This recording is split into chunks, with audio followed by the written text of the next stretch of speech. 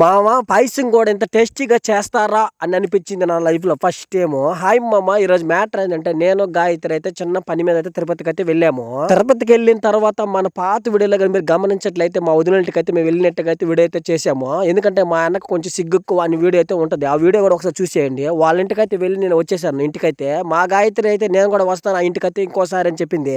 మామ గాయత్రి ఇంట్లోకి వచ్చిన తర్వాత కాముగా అంటే కాముగా ఉండట్లేదు. ఆ పూల కొండ అయితే చూపిస్తుంది, ఈ 2 ఫ్లవర్స్ అయితే చూపిస్తుంది. ఈ ఫ్లవర్స్ చాలా బాగున్నాయి కదా అని చెప్పింది. మామ నేను గాయత్రితో మాట్లాడుకుంటా ఉంటే మా వదిన అయితే త్వరగా వచ్చి కప్పులు అయితే మా చేతిలో పెట్టింది. ఏంద్రీ కప్పులు అని చూస్తే పాయసం చేసింది. ఎందుకు వదిన ఇవన్నీ అడిగితే నువ్వు గుమ్మండ్రా లేక వస్తున్నారు కాబట్టి తినేసిపోండి అని చెప్పింది.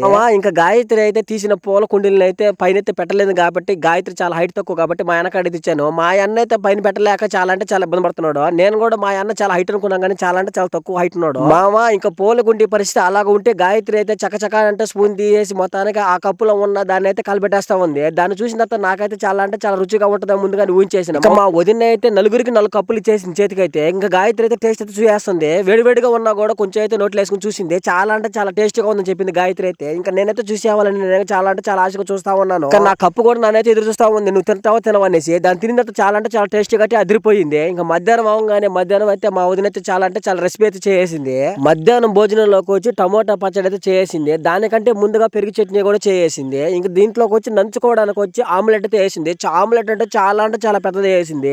ఎన్ని తినేసి అయితే మేము ఇంటికైతే బయలుదేరేసాము. ఇది మా వీడియో ఒక లైక్ చేసి వీడియో కావాలంటే మన ఛానల్ సబ్స్క్రైబ్